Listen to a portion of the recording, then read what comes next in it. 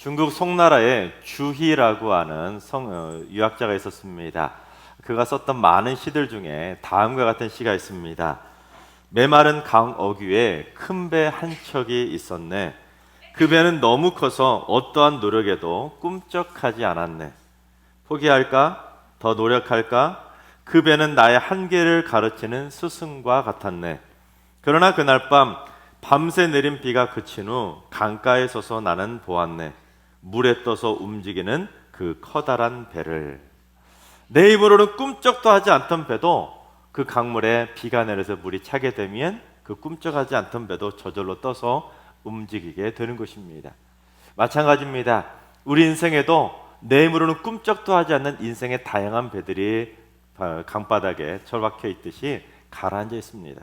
하지만 우리에게 성령의 충만함을 받아서 은혜의 바다가 쫙 차올라오게 되면 결국 우리도 내 힘으로는 꿈쩍할 수 없었던 인생의 다양한 배들을 결국 스르르 떠올라서 움직일 수 있게 되는 것입니다. 그동안 내 힘으로는 꿈쩍도 하지 않고 내 마음대로 어찌할 수 없었던 지식, 재능, 건강, 성공, 사업, 재물도, 또는 심지어 사람의 마음과 믿음까지도 성령의 충만함으로 우리 인생의 은혜의 바다가 쫙 차오르게 되면 결국 떠올라서 원하는 곳으로 우리의 인생의 배가 움직일 수 있게 되는 것입니다. 또한 내 힘으로는 어찌할 수 없을 것 같았던 대입과 취업, 또는 결혼과 출산과 같은 배들까지도 성령의 충만함을 받아서 은혜의 바다가 차오르게 되면 결국 그 배도 움직일 수 있게 되는 것입니다. 오늘이 성령 강림 주일인데 바라옵기는 오늘 우리 모두 성령의 충만함을 받아서 지금껏 꿈쩍도 하지 않았던 우리 인생의 수많은 배들이 오늘 은혜의 바다에 전부 다 떠오르게 되기를 바랍니다. 그래서 우리 모두 인생의 배들을 타고 바라는 항구로 멋지게 항해하시기를 주님의 이름으로 축원합니다. 세상에는 수많은 공동체들이 있습니다. 그런데 어떤 공동체든 간에 그 공동체를 움직이는 일꾼들이 있습니다. 즉 일꾼이 있어야 그 공동체가 움직여지는 것이지, 일꾼도 없는데 다들 서로 눈치만 보고 뒷짐만 지고 있으면 절대로 그 공동체는 움직이지 않습니다. 교회 공동체도 마찬가지로 다양한 일꾼들이 다양한 부서에서 움직이고 헌신해야 교회가 움직이는 것이죠. 그래서 바울은 교회를 사람 몸의 지체로 표현했습니다. 눈, 코, 입이든 손가락이든 발가락이든 사람 몸에 붙어있는 다양한 지체들이 각자에게 맡겨진 다양한 일들을 잘 감당할 때 몸이 건강해지는 것처럼 교회 공동체도 다양한 일꾼들이 각자에게 맡겨진 일들을 훌륭하게 잘 감당할 때 그 교회가 건강한 공동체로 세워질 수 있는 것입니다. 그처럼 세상의 모든 공동체든 교회 공동체든 간에 몸의 지체처럼 그 공동체는 다양한 일꾼들이 필요한 것은 동일합니다. 하지만 세상의 공동체하고 교회 공동체하고 분명한 차이점이 있습니다. 그건 무엇이냐면 교회 공동체만큼은 성령 충만으로 움직이는 성령 공동체라는 것입니다. 세상의 공동체는 인간의 지식에 의해서, 인간의 노력에 의해서, 인간의 재능에 의해서만 움직이는 인간 공동체이지만 오직 교회 공동체는 성령의 충만함을 받은 성령 충만한 일꾼들이 성령에 의해서 움직이는 성령 공동체인 것입니다. 그래서 오늘 본문도 성령 충만한 공동체가 무엇인지를 분명히 가르쳐 주는데, 첫째, 성령 충만한 공동체는 하나님께서 일꾼을 지명하여 부르실 때 순종하는 순종 공동체입니다. 2절을 봉독해 보겠습니다. 내가 유다 지파 훌의 손자요 우리의 아들인 부살레를 지명하여 부르고. 세상의 공동체에서 일꾼을 세울 때는 인간이 세운 소위 세상적인 가치 기준에 따라 인간을 세우게 됩니다. 소위 학벌과 같은 스펙을 최우선 선택 기준으로 삼게 되죠. 그러나 교회 공동체에서는 그러한 세상 스펙이 선택 기준이 아니라 하나님의 부르심이 선택 기준입니다. 그래서 하나님께서는 부살레를 지명하여 부르셨을 때 지명하여 부른다는 이 말은 히브리어 원어로 말하면 이름을 부른다는 의미입니다. 그러니까 하나님께서 교회 공동체 일꾼을 부르실 때는 그가 누군지도 모르면서 너 이거 해, 너 이거 해, 그런 식으로 마구잡이로 막무가내로 세우시는 것도 아니고, 또는 그 사람의 이력서나 스펙을 사람들이 일일이 점검해서 그 한 사람 한 사람을 다 지명하여 세우는 것도 아니라 하나님께서 우리 각자 이름을 다 아시고 주권적으로 우리를 지명하여 세우시는 것입니다. 그래서 내가 생각할 때는 내가 아닌 것 같고 내가 못할 것 같고 내가 부족할 것 같아도 하나님은 나보다 나를 더 잘 아시기 때문에 하나님의 기준에 맞다고 생각하시면 하나님은 내 이름을 불러주시고 나를 일꾼으로 세워주시는 것입니다. 그래서 우리 출애굽기 3장 4절 하반절을 봉독해 보겠습니다. 하나님이 떨기나무 가운데서 그를 불러 이르시되 모세야 모세야 하시매 그가 이르되 내가 여기 있나이다. 이런 모세가 누구입니까? 모세는 40세까지 애굽의 왕자로 지내다가 어느 날 애굽 사람을 죽이고는 도망치지 않습니까? 그리고는 80세가 될 때까지 미디안 광야에서 떠돌이 그러한 목자처럼 살았습니다. 즉 모세는 지난 80년 동안 한 번도 하나님을 만나보지 못했습니다. 그러니까 모세는 그냥 하나님도 모르는 살인자이자 도망자에 불과한 사람이었습니다. 그런데도 하나님은 모세를 누구보다도 잘 아시고 모세의 이름을 지명하여 부르신 것입니다. 모세가 무슨 세상적인 스펙이 탁월하거나 모세가 하나님을 잘 알았기 때문에 하나님께서 모세를 지명하여 부르신 것이 아니라 거꾸로 하나님께서 모세를 잘 아셨기 때문에 모세야 모세야 하고 하나님께서 모세의 이름을 부르시며 주권적으로 지명하여 세우신 것입니다. 그래서 모세도 처음에는 내가 누구이기에 그 일을 하겠습니까? 나는 입이 뻣뻣하고 혀가 둔해서 그 일을 못하겠으니까 주여 보낼 만한 자를 보내소서. 그러면서 못하겠다고 계속 버텼지만 결국 하나님께 순종했을 때 모세는 출애굽의 사명을 멋지게 성공할 수 있었던 것입니다. 바울도 마찬가지입니다. 사도행전 22장 7절을 봉독해 보겠습니다. 내가 땅에 엎드러져 들으니 소리 있어 이르되 사울아 사울아 내가 왜 나를 박해하느냐 하시거늘. 사울도 예수 믿는 자들을 잡아서 죽이던 살인자였습니다. 그래서 사울도 예수님이 일꾼이 된다는 것은 상상도 할 수 없는 일이었습니다. 하지만 예수님은 사울을 누구보다도 잘 아시고 사울아 사울아 하고 사울의 이름을 지명하여 부르신 것입니다. 그래서 결국 사울도 주님의 부르심에 순종하자 전무후무할 정도로 예수님을 잘 전하는 사도 바울로 쓰임받게 되었던 것입니다.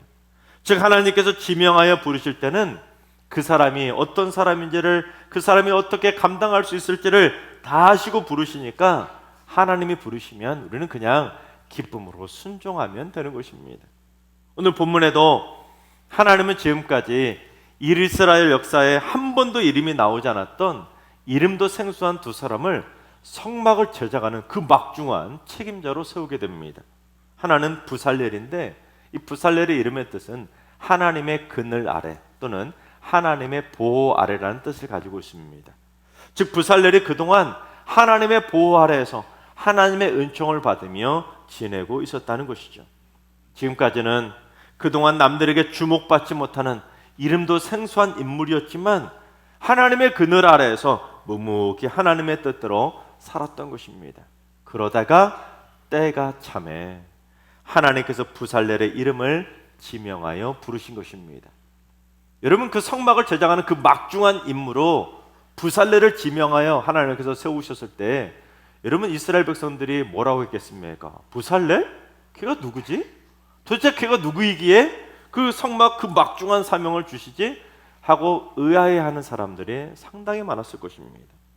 이름도 없는 무명을 어떻게 저렇게 귀한 성막을 제작하는 일꾼으로 세울 수 있을까? 뒤에서 수군대는 사람들도 많았겠지만 하나님은 누구보다도 부살렐을 아셨기에 부살렐의 이름을 지명하여 부르신 것입니다.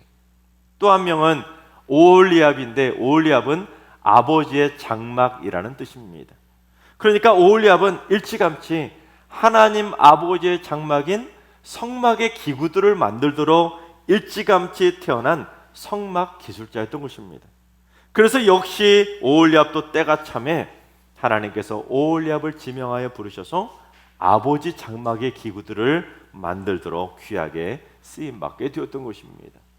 여러분, 오홀리압이 쓰임 받았을 때도 사람들이 뒤에서 수군되지 않았겠습니까? 오홀리압처가 누구인데, 도대체 어디에서 있다 온 사람인데 수없이 많은 사람들이 오홀리압이 그 책임자로 세움 받았을 때 뒤에서 수군대며 비난했을 것입니다. 그런데 부살렐과 오홀리압은 하나님이 지명하여 부르실 때 못하겠다고 불순종한 것이 아니라 기쁨으로 그 부르심에 순종했을 때 하나님의 명령대로 성막의 기구들을 훌륭하게 완성할 수 있었던 것입니다. 그렇습니다. 내가 하나님의 일꾼으로 부름받는 것은 절대로 우연이 아닙니다. 하나님께서 내 이름도 아시고 내 형편과 처지도 아시고 내 인격과 성품과 재능까지도 다 아시고 내 이름을 지명하여 부르시는 것입니다.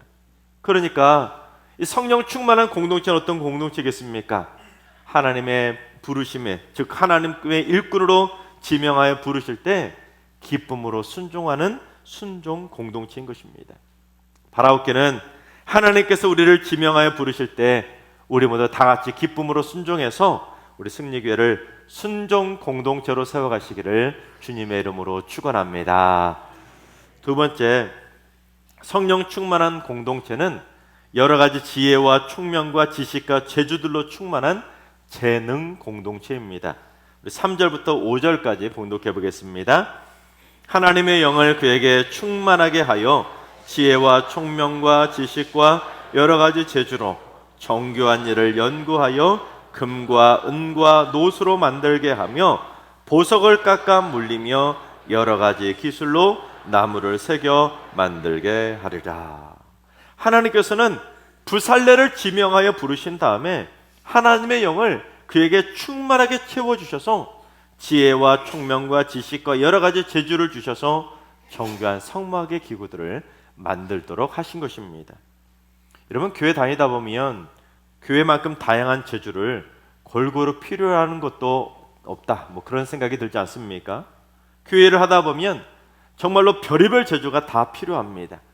글을 쓰는 재주, 노래 부르는 재주, 악기 부르는 재주, 연주하는 재주, 그림 그리는 재주, 뭘 만드는 기술적인 재주, 가르치는 재주, 운동하는 재주, 때로는 노는 재주까지도 필요한 것이 바로 교회 아닙니까? 즉 교회 공동체는 마치 오케스트라 관현악단처럼 어떤 한 악기만 필요한 것이 아니라 많은 다양한 재주를 가진 자들이 골고루 필요한 것, 그것이 바로 교회 공동체입니다. 그래서 하나님께서는 교회 공동체에 성령의 충만함으로 촉촉히 부어주셔서 지혜도 주시고 총명도 주시고 지식도 주시고 여러 가지 재주들까지 충만하게 채우셔서 다양한 일에 헌신할 수 있는 다양한 일꾼들을 충만하게 채워주셔서 재능 공동체로 세워주시는 것입니다. 그래서 사도 바울도 하나님께서 그처럼 성령 충만으로 다양한 은사들을 주시는 분명한 이유를 가르쳐 주었는데, 우리 고린도전서 12장 7절을 봉독해 보겠습니다. 각 사람에게 성령을 나타내심은 유익하게 하려 하심이라. 즉 하나님께서 각 사람에게 성령의 충만함으로 다양한 은사들과 재능들을 주시는 것은 한 달란트 받은 종처럼 그냥 땅속에 묻어두라고 주시는 것도 아니고, 또는 혼자서만 쓰다가 재능을 묵히라고 주시는 것도 아니고, 내게 주신 은사와 재능을 가지고 공동체에 유익을 끼치라고 주시는 것입니다. 바라옵기는 앞으로 우리 승리교회가 다양한 재능을 가진 자들이 넘쳐나는 성령 충만한 재능 공동체로 세워지게 되기를 주님의 이름으로 축원합니다. 세 번째는 성령 충만한 공동체는 다 같이 서로 칭찬과 격려로 연합하는 연합 공동체입니다. 하나님께서 성막의 기구들을 만드는 책임자를 세울 때 딱 한 사람만 세우지 않고 두 사람을 세우셨습니다.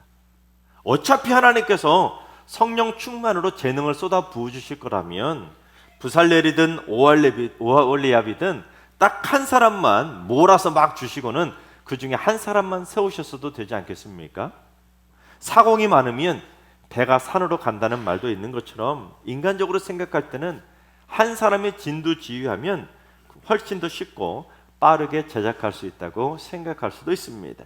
또는 책임자가 둘이면 둘이 생각이 달라서 마찰이 생길 수도 있으니까 책임자는 딱 하나만 있어야 된다, 그렇게 생각할 수도 있지 않겠습니까? 그러나 하나님께서 어떻게 하셨는지 우리 6절을 세번역 성경으로 봉독해 보겠습니다. 분명히 나는 단지파 사람 아히사막의 아들 오홀리압이 브살렐과 함께 일하게 하겠다. 그리고 기술 있는 모든 사람에게 지혜를 더하여 그들이 내가 너에게 명한 모든 것을 만들게 하겠다. 하나님께서는 브살렐이 혼자서만 일하도록 내버려 두시지 않고 분명히 오홀리압까지도 세워서 함께 일하도록 하신 것입니다. 심지어 그 두 사람뿐 아니라 기술 있는 모든 사람들에게도 역시 성령 충만으로 지혜를 부으셔서 성령 충만을 받은 많은 사람들이 함께 합력해서 성막을 만들도록 하신 것입니다. 그래서 성막은 누구 하나 독점해서 만든 독점품이 아니라 성령 충만을 받은 많은 사람들이 함께 연합해서 만드는 연합의 합작품이었던 것입니다. 여러분, 원래 성막에서 봉사하는 일꾼들은 어떤 지파 사람들만 일할 수 있었습니까? 레위 지파 사람들만 성막에서 봉사할 수 있었습니다. 그런데 성막을 제작하는 그 막중한 책임자들이었던 브살렐과 오홀리압은 어떤 지파 사람입니까? 브살렐은 유다 지파 사람이고 오홀리압은 단 지파 사람입니다. 그들은 이 레위 지파 사람들이 아니었어요. 즉 하나님께서는 교회 공동체에서 헌신하고 봉사하는 일에 어느 한 사람이나 특정 집단이 독점하는 것을 원하지 않으시고 다양한 사람들이 성령 충만을 받아서 합력하여 선을 이루는 것을 원하시는 것입니다.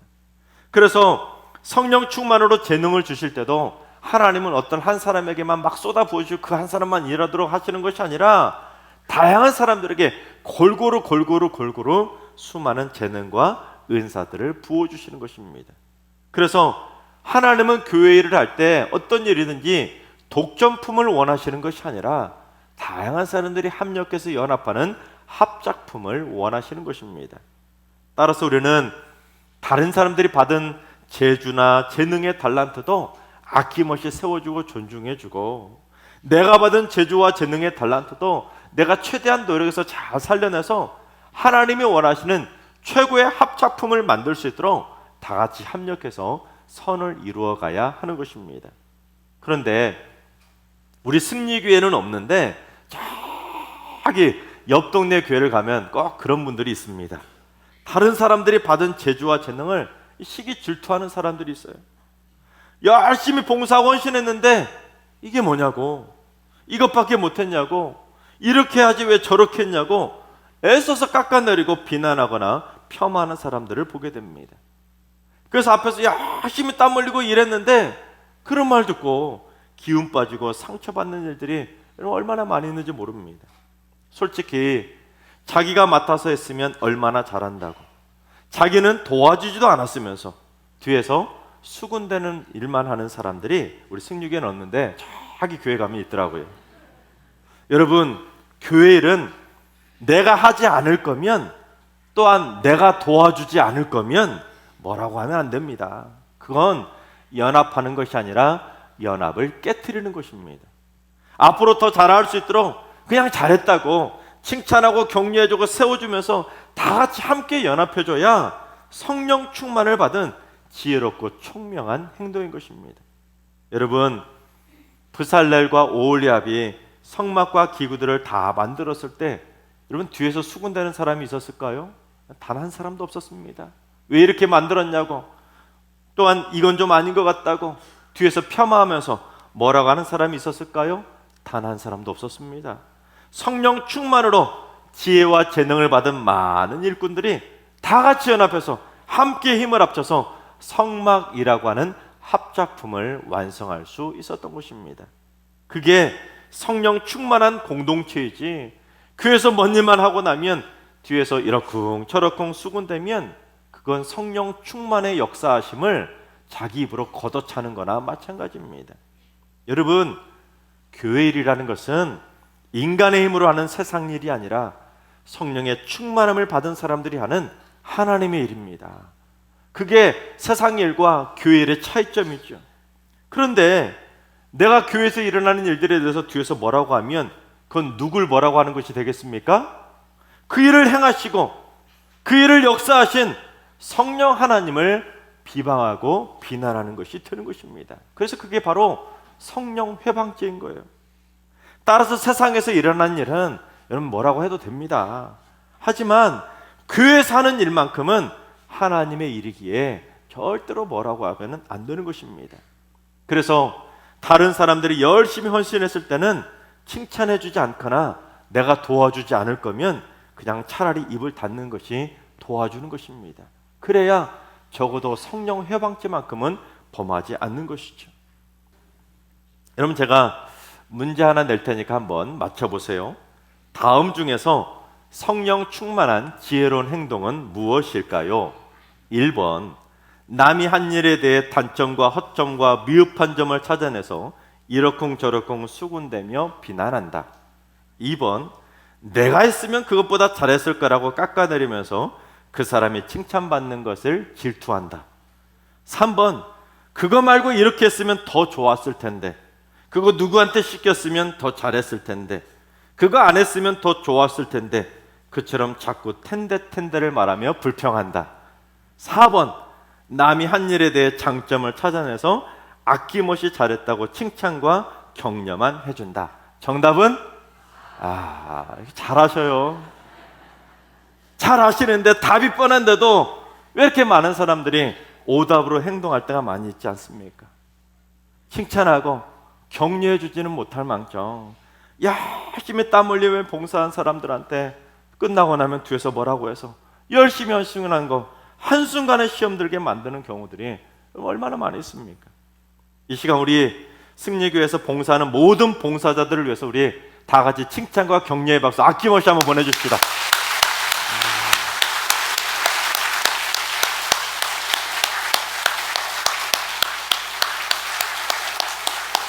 그렇습니다. 지금 이 모습이 바로 성령 충만한 연합 공동체입니다. 내가 하지 않을 거면, 도와주지 않을 거면 박수라도 보내주는 것이 연합하는 것이지, 여러분 뒷말할 거면 그건 연합을 깨트리는 것입니다. 성령을 회방하는 거예요. 그래서 세계적인 성사학자였던 윌리엄 바클레이는 그리스도인의 의무를 다음과 같이 말했습니다. 인간의 의무 중에서 가장 고귀한 것 가운데 하나는 격려의 의무이다. 다른 사람들의 헌신을 비웃는 일은 쉽다. 그들의 열정에 찬물을 끼얹는 일도 쉽다. 다른 사람들을 낙담시키는 일도 쉽다. 세상은 낙담시키는 자들로 가득 차 있다. 그러나 우리에게는 서로 격려해 주어야 할 그리스도인의 의무가 있다. 칭찬이나 감사나 고마움이나 위안의 말을 많이 함으로써 사람을 굳건히 세울 수 있다. 그런 말을 하는 자들에게 복이 있으리로다. 그렇습니다, 여러분. 성령 충만한 공동체는 다 같이 서로 칭찬하고 격려하고 박수 보내주면서 성령 받은 사람들에게 함께 연합하는 연합의 공동체인 것입니다. 하나님께서 사랑하시는 여러분, 앞으로 우리 승리교회에 하나님께서 지명하여 부르시는 성령 충만한 일꾼들이 넘쳐나게 될 줄로 믿습니다. 그리고 성령님께서 다양한 지혜와 총명과 지식을 채워주시고 여러 가지 재주와 재능도 충만하게 채워주실 줄로 믿습니다. 그래서 다양한 달란트를 받은 많은 성도들이 서로 아낌없이 칭찬하고 격려하고 세워주면서 우리 모두 다 같이 합력하여 선을 이루는 성령 충만한 공동체를 만들어가게 되기를 주님의 이름으로 축원합니다.